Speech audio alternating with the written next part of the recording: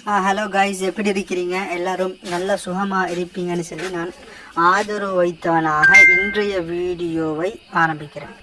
Guys, இன்றைக்கு வீடியோவில் வந்து என்ன விஷயம் சொன்னால், நாங்கள் சென்ற வீடியோவில் பார்த்தோம் மிட்லிஸ்ட் ஒர்க் பர்மிட், வேலை வாய்ப்புக்காக ஒர்க் பர்மிட்டில் போகிறவங்க என்ன செய்யணும், பீரோ கட்டி போகணும், அந்த சப்ஜெக்டை பார்த்தோம்.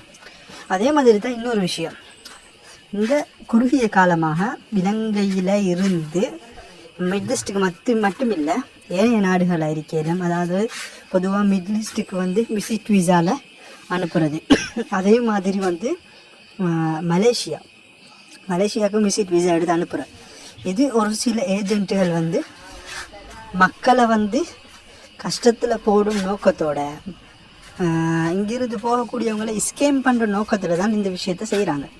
அது எப்படின்னு சொன்னால், இலங்கையிலிருந்து பொதுவாக இந்த விசா சம்மந்தப்பட்ட அறிவு குறைஞ்சா கழிக்கிறாங்களே, அப்படியானவங்களை தான் பிடிக்கிறது.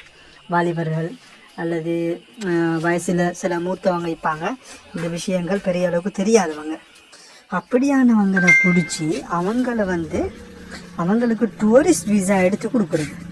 வேறு எந்த விசாவும் இல்லை, டூரிஸ்ட் விசா எடுத்து கொடுத்து அவங்கள ஏற்றுறது இங்கேருந்து. அப்போ இவங்களுக்கு தெரியாது, இவங்க நினைக்கிறாங்க ஏதாவது ஒரு விசா கிடச்சி என்ன அனுப்புகிறாங்க, நான் அங்கே பைத்தொன்னை மாற்றி கொள்ளையிலும் அப்படின்னு சொல்லி. ஆனால் அங்கே பைத்தொன்னை வேறு பொறுப்பெடுக்கிறதுக்கு யாரும் இல்லை.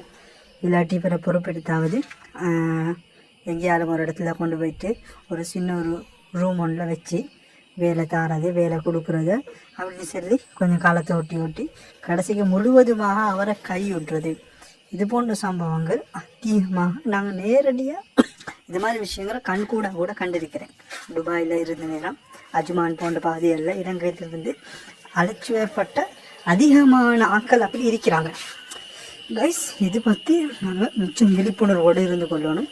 இங்கிருந்து அனுப்பும் பொழுது கிட்டத்தட்ட 5 லட்சம் 6 லட்சம் அப்படி எடுக்கிறாங்க.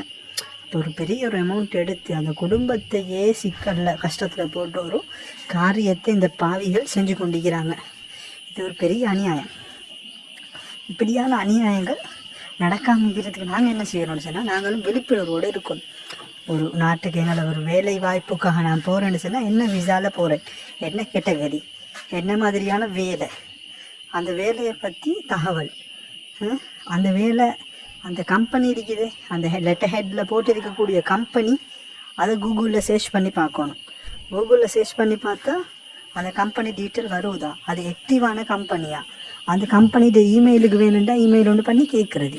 இந்த மாதிரியான சப்ஜெக்டாக நாங்கள் செய்கிற நேரத்தில் எங்களை பாதுகாத்துக்கொள்ளுது. அது இல்லாமல் எங்கேயும் ஒரு நாட்டுக்கு 5 லட்சத்தை கொடுத்து விசா கிடைக்கிதுன்னு சொன்னோன்னே விசாவை எடுத்துன்னு போகிறது, அங்கே போயிட்டு அதுக்கப்புறம் அலுவலகத்தில் எந்த பிரயோசனமும் இல்லை.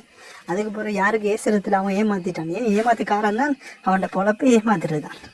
அதனால் காய்ஸ், விழிப்புணர்வோடு இருங்க. எது இருந்தாலும் உங்களுக்கு தெரிஞ்ச ஒரு 2 பேர்கிட்ட விசாரிங்க, வாயை திறந்து கேளுங்க. கேட்டுட்டு தான் நீங்கள் எந்த நடவடிக்கை இருந்தாலும் எடுக்கணும். இது போன்ற இன்னும் பல விஷயங்கள் இருக்குது. அதையிலையும் வரக்கூடிய வீடியோக்குள்ளே நான் கொண்டு வரேன். Thank you guys.